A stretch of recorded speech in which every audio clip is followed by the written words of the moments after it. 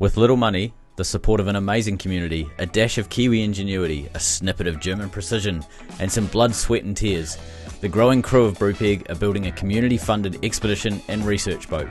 Built and run by volunteers, because life is too short not to fight for your dreams. I took a stroll downtown this evening when I heard music echo through the night. The same old songs that I heard the night before. So I started running so I wouldn't be too late. I didn't think that I would ever see your face again, but I was wrong. Yeah, I was Last week you saw us start this template. Jason unleashed a packet of sparkles in small and family sized. I decided I was going to press some buttons on the welder. We started getting the template on, but Jason wanted more grinding. This bit, and this bit. So it's just back to me and Jace working on the front here because mistakes were made. You know, we lost some good guys. Birk, he was down here before. He came down before coffee and he burned his little pinky. And I feel partly responsible for this. You know, I should have taken more responsibility for training the crew. It was a silly mistake. Don't work on boats before you've had your coffee. To be fair, I did ask him, have you had your coffee? And he's like, no. That's true. And I'm like, I made you one. So. There are no heroes in boat building, No. as Jess would often say. Health and safety. Right, now that we've got these perimeter ones in, it's time to get this long bendy one put into the boat. I didn't realise it, but this is slightly short. So we're going to have to weld quite a gap at the top here, so we'll be here a couple of days.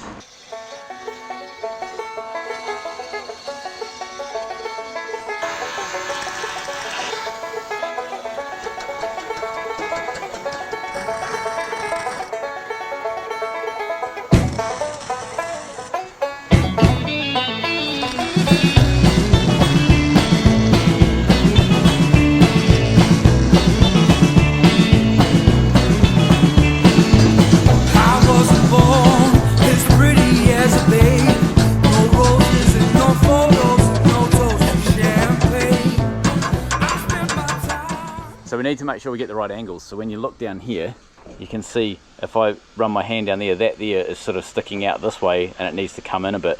It's correct down here, but it needs to be pushed in a little bit here. This one here is pretty good to that rib, and so on. This one here is sticking out this way, the rib is that way. So we have to go through and just basically bend this in and out to make sure that all the way up it's bang on. Here we go, it's a good example. Got a flat stock, you can see it's pretty close. That one miles out. We need to smack that one in there.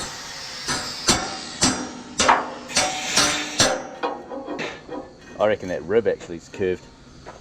That's 6 mil away. Yeah, that's 3. Yeah, hull's 6, that's 3. Okay, so they double up. Yeah. So what I'm actually wondering is that rib curves away. I don't think that, although it does make sense looking down the hull. Okay, so this is,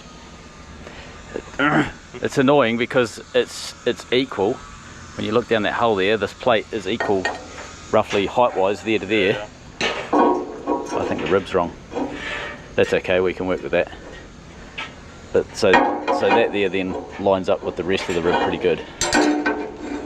That rib's pretty good. That rib needs a little bit. Just give that a work it from there to there. Just give it a little bit there, yeah, that's it. Pretty good. Okay.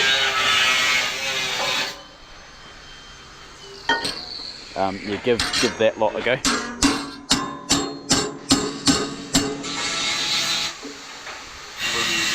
Same deal, I think that rib, the rib's a bit far in, but we can work with that, we can fill that in. Okay, do you want to pass up that, the rod over there?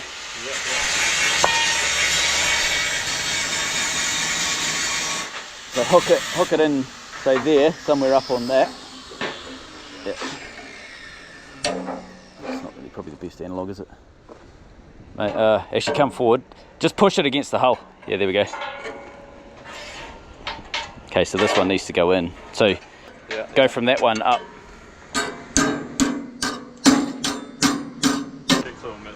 So now that we've gone through and we've got the angles, if you look down here, you can see the angle of this pretty much correlates with the hull. Doesn't have to be absolutely perfect, but it's very close. All the way down, you can sort of See if we can follow that all the way down, you can see that angle. Well, I'll tell you what, do you want to do the weekend? So what we're doing now is going through and doing all the verticals. So wherever we have shiny metal, so you can see shiny, shiny, shiny, shiny, etc. We're doing a vertical in the template, and the reason I want to do that is because then I can drill a hole in the 3mm steel that we're using in the template, drill like a slot, sorry, and we're going to have 3 slots as we go down here, and that's how this panel gets welded from one side.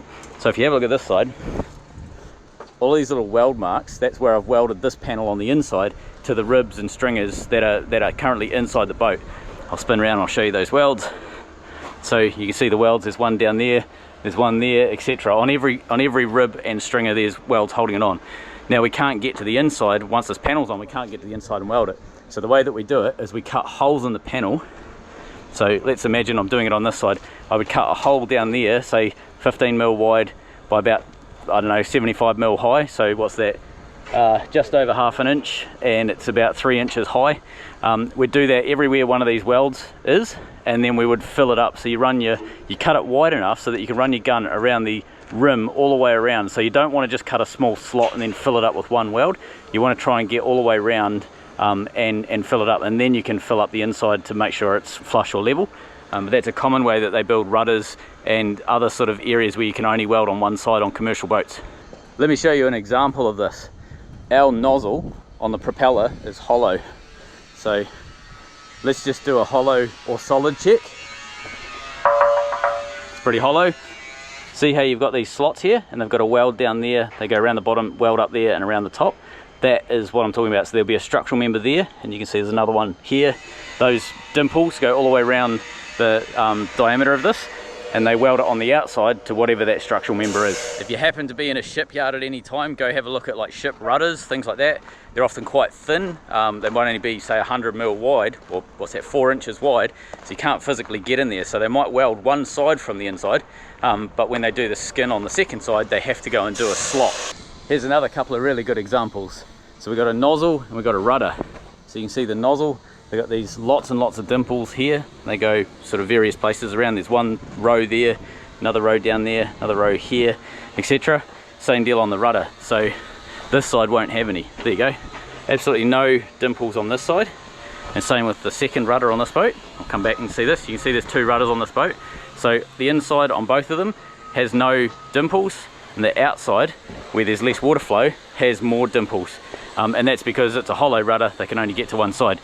Now you might be wondering, why is there 2 rudders on this boat? It's just another way of doing steering. Doesn't matter. It's sort of, this has trim tabs on it, so you can sort of see you've got the primary, here we go, you got the primary blade area here, and then you've got a secondary blade area here, and there's a hinge mechanism down the bottom. So as you turn that rudder, doesn't need any input from the skipper, but these trim tabs will turn slightly more. So the blade itself might angle off at, I don't know, 30 degrees or something like that, and this trim tab will cock off at a slightly bigger angle. So this might be, for argument's sake, 45 degrees to the center line of the boat. This might be 30 degrees. And it's just another way of getting a lot more maneuverability. So these boats don't maneuver great at low speeds, and there's often a few different ideas like that to try and increase maneuverability. All right, back on the front, the guys are chopping up some steel. It's just about. Oh no, it is. We can weld that. It's there. Love your work. It's kind of on a funny angle, eh? Yep. Oh yeah, lovely.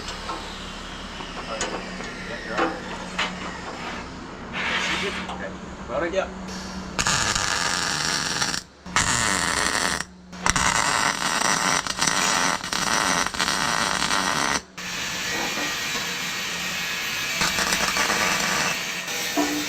Yeah, that's it.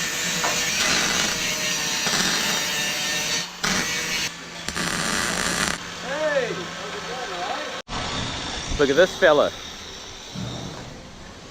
We've got an old sea dog having a yard-based adventure. I'm spying on them to get some gratuitous aerial shots. Fair enough.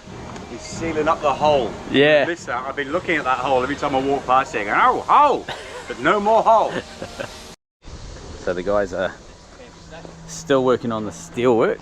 We've got a few in. We've got this one here, we've got that one just there, and then we've got the perimeter. So we've got 2 more verticals, and then we can start working on the horizontals.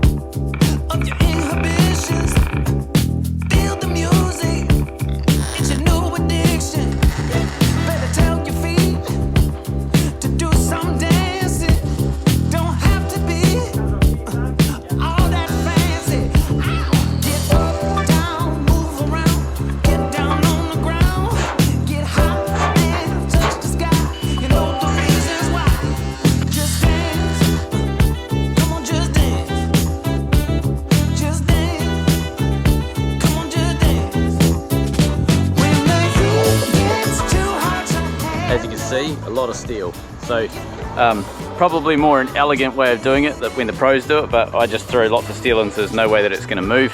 What we have to do now is go around and cut off all of these tacks that are holding the frame to the boat, and then we end up with a template that has the curve of the hull and the outside shape that we need.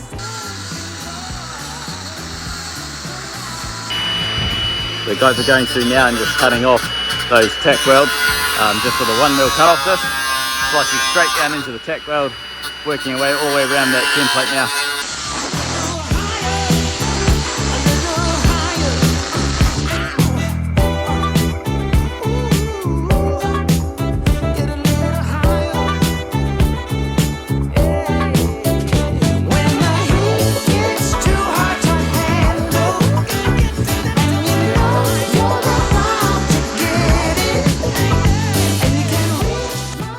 We're losing our workbench because this is the skin that's going on the boat. So let's get the template up onto the steel. We start getting our shape marked out.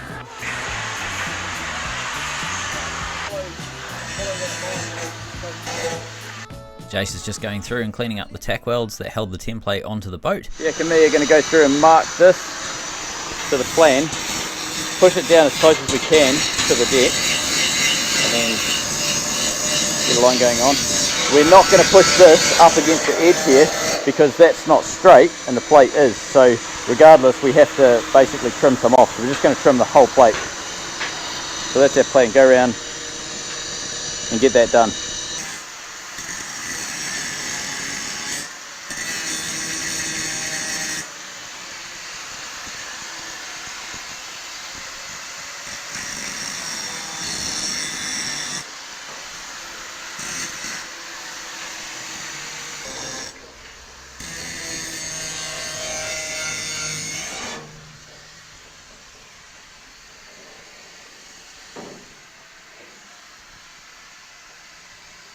We'll get the 5-inch disc on that now.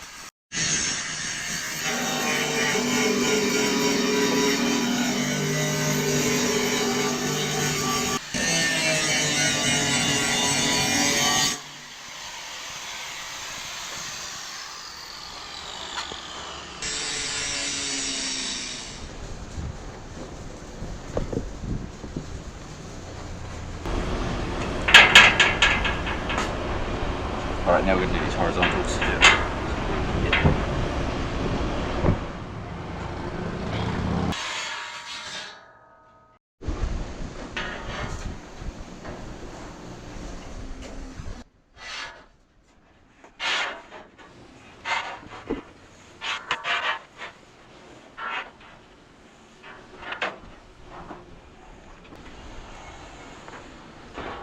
Jason's going around with a grinder and putting a 45-degree angle on the hull. This edge here, when we weld it, the 45 allows us to get a full penetration weld.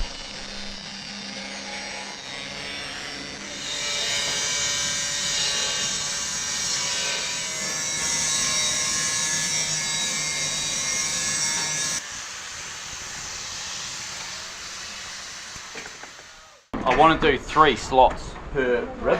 Okay. Yeah. So what I'm thinking is, like, sort of, we just need to roughly measure out 3 equal parts, I suppose, and then figure out how long they're going to be, and then where exactly we're going to put them. Maybe on the shorter one just 2, or do you want on all 3? Put them on the other side. Ah, you got 4. Yeah, okay.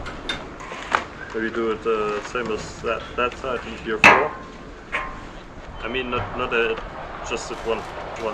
Oh, just one. Yeah. Oh, sweet. Yeah, okay, right. So you're saying 3 on the short ones. Yeah. In fact, that's the only real short one, isn't it? The rest are all pretty much even. No.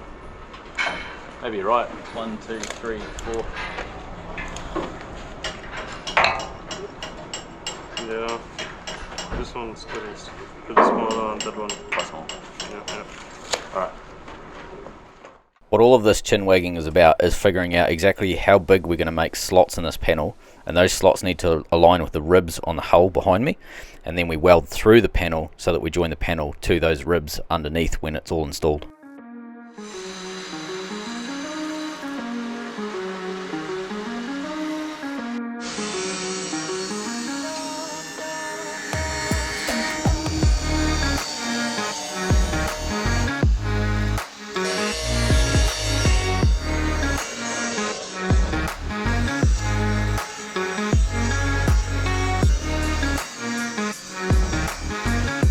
the size and location of these slots decided on, we can then go through with the center pop and punch a center pop at the end of each slot, which allows us to put a drill neatly down each slot.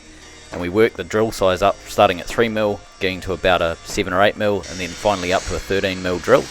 And this allows us to have every slot with a nice uniform radius.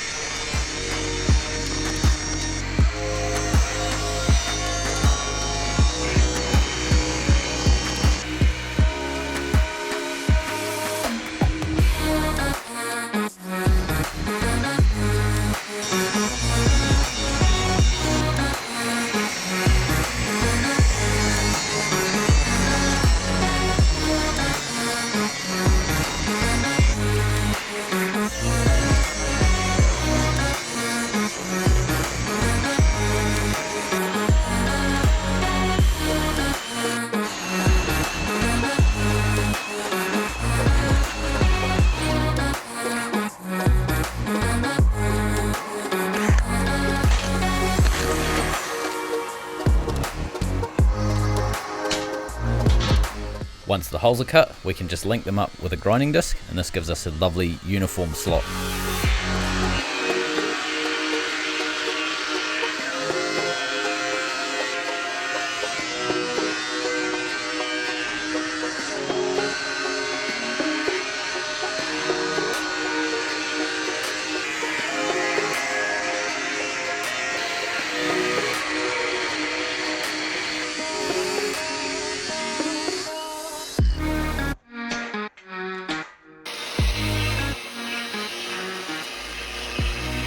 Just like that, the holes are cut. Now we need to do the outline with the 9-inch grinder.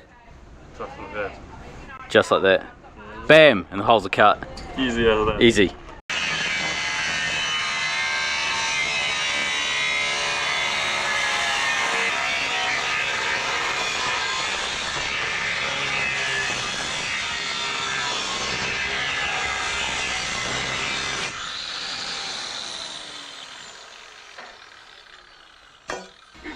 So that's the end of day one for us on this front plate. So where we got to, template was built, the front was cleaned up, template was transferred over to the steel. We managed to get the vertical slots in the steel made. We started on the horizontal slots. You can see there's one there, one there, one there, etc. Got those started, but the batteries ran out. 5 different batteries, flat now. And yeah, we need to obviously put a bit of charge in them so that we can drill the holes and carry on with the grinding. Next step is to cut the perimeter all the way around, and then we can start getting it up there for fitment. So where Jason ended up with this was, you can see we've got that nice 45 happening there. We've left about a 2mm lip all the way along the inside edge, and then we've got a 45.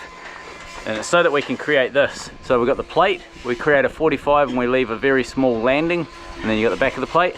This is the new panel, the back of the new panel, small landing, 45, and then off it goes. It's not actually 45, sorry, it's 37.5 or something like that. It's not quite a 45, but it basically allows us to get a weld nice and deep all the way in there. So I'm going to do 2 welds, a root run, and then a capping weld like that. So it's going to be a different style of welding to what we did on the other side, where we've got the access at the back here as well as on the other side from the outside. On the outside we can do a capping run and then a capping run on this side when you can access both sides. In this case we can only access from this side, so we do the root run and then we do this capping run here.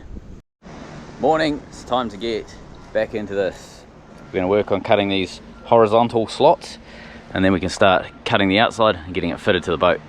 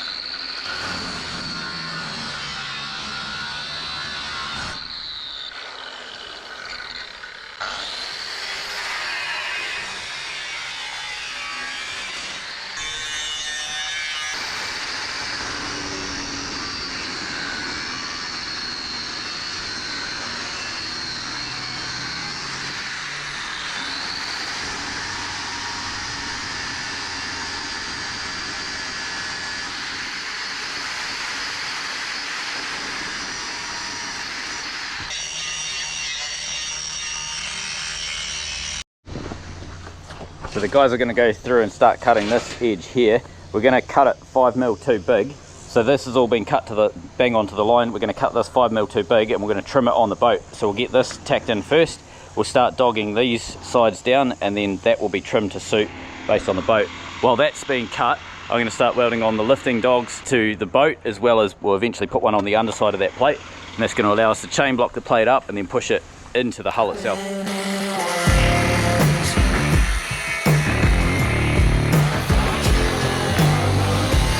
After changing the disc, Jason can finish the cut.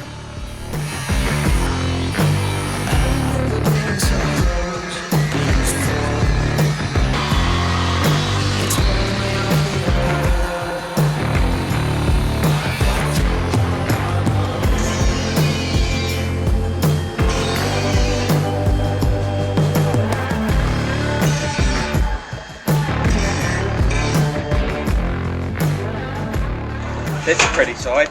Yeah, absolutely. So what I want to do is just go around and give this a grind up. Yeah. I don't give a shit about this bit. Yeah. I just want to give wearing and welding a grind up and then all the way around the edge, so half an inch all the way around the edge.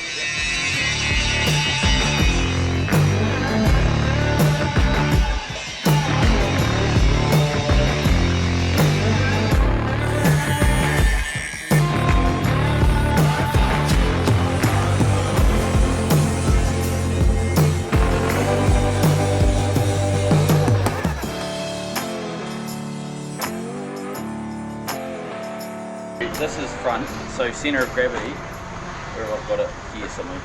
That hook there, like a bit of metal or something to hook into it, and clean up an area roughly underneath that. So it'll lift up and it won't be straight, but we'll just manhandle it, because it won't be that heavy. So I just need to clean up as well. I think we cut too many of these. You reckon? Yeah. That's 4 down the second one. With 2 of them. Third, 4. But here's not too much. Yeah, and there too, because it's got one there. Yeah. Right?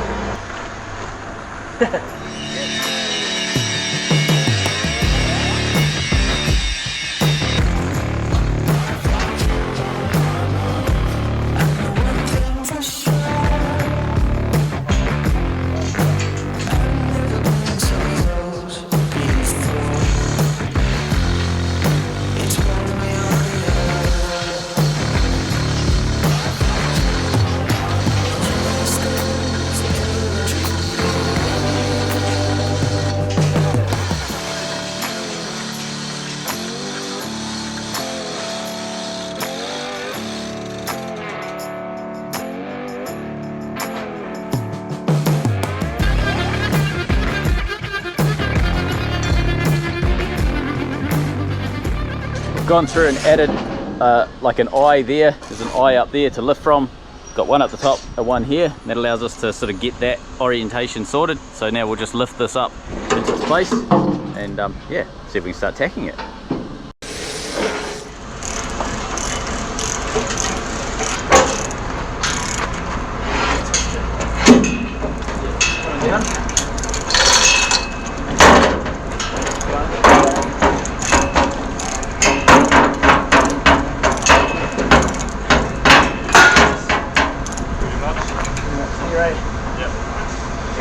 Birk's going to go through and cut this L shape that we've got here. The wedge down there, and we've got the dog there, and this is what we'll use to align this hull. Jason has cleaned away the dishes of doom. They're done. Lunch is next. Look, he's got his tidy business shirt on and everything. I know. It's like, Yeah. all chefs should wear this. Business casual for dishes on Brupeg. With grease. Yeah.